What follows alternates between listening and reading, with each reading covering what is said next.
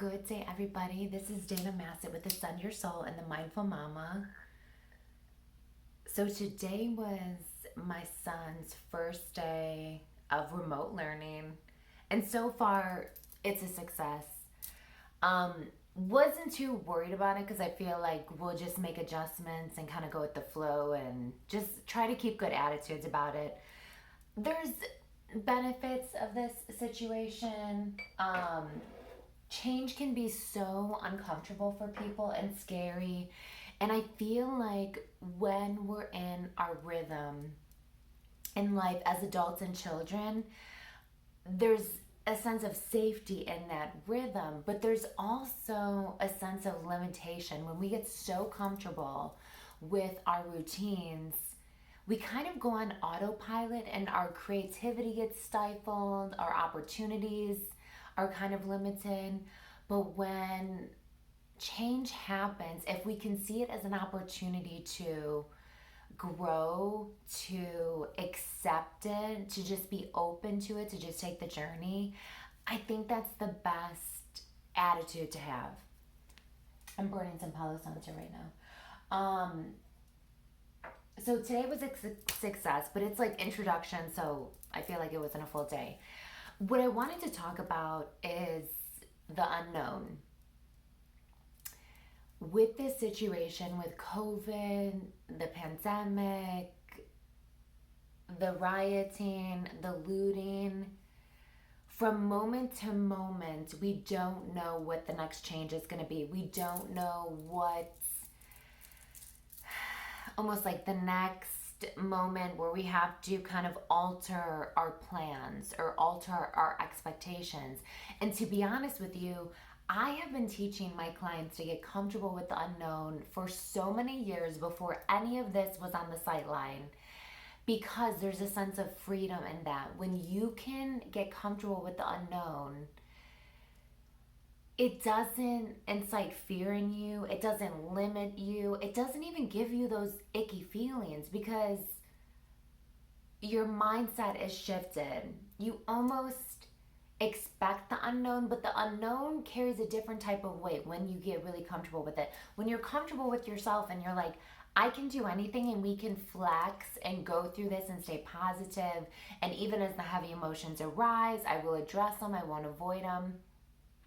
When the unknown comes through, you're not feeling the same fear that maybe you felt 10 years ago. When you get comfortable with the unknown, it's like, okay, let's sort it out.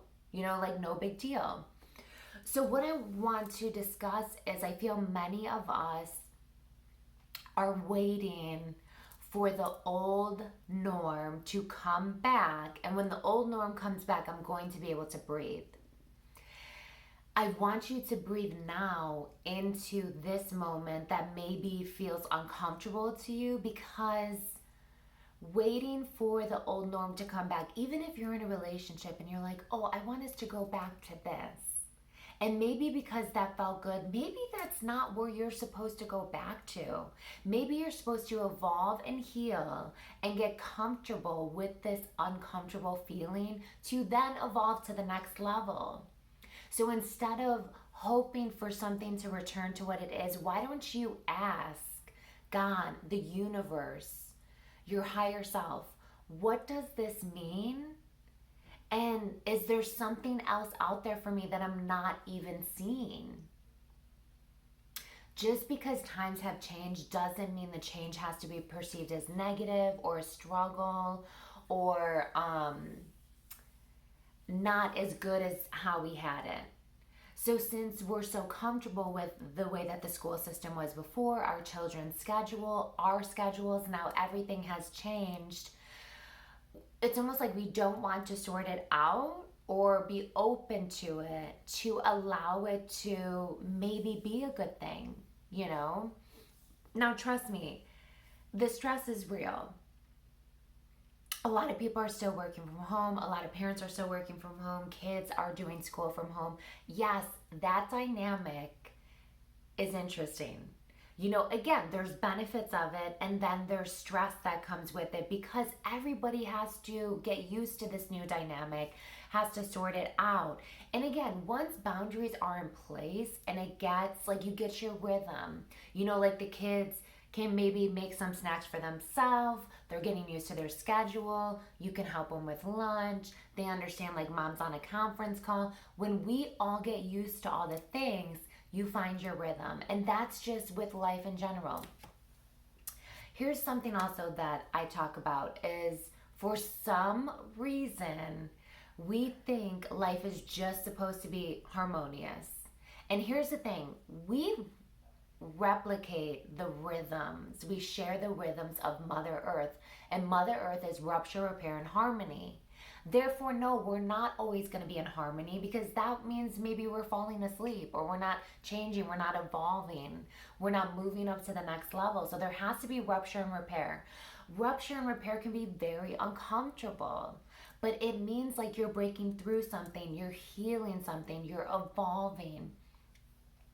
Correct me if I'm wrong, but the school systems were created by Henry Ford, yes, the car maker, and I swear this is a story that I've heard many, many times. So again, correct me if I'm wrong, but something like we needed to get people ready to get comfortable to work in the factories, so to have that stringent schedule.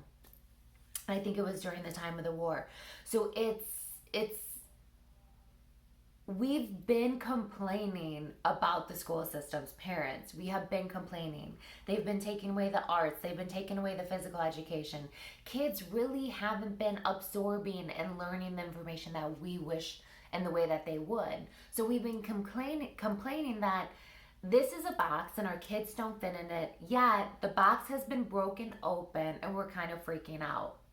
So what I want to also encourage is maybe the box is being broken open. We haven't figured out the new recipe yet, but let's play, let's have fun, and let's also remember that the school systems were not perfect. Things were missing, things were getting taken away. It wasn't really working for our children. With that said, something else has to be birthed, and maybe we are the people that are really going to feel the discomfort of that in this moment, but maybe what's to come is really going to make sense. So just be open, breathe into the discomfort. Know that everybody's feeling uncomfortable right now, but what you can control is your reaction to the discomfort. If you can breathe into it and fill your life with positive things, moving your body, doing whatever feeds your soul. That could be going for a run, that could be meditating, that could be doing yoga. Really focusing on self-care and really encouraging your children to also take care of themselves during this time. Namaste.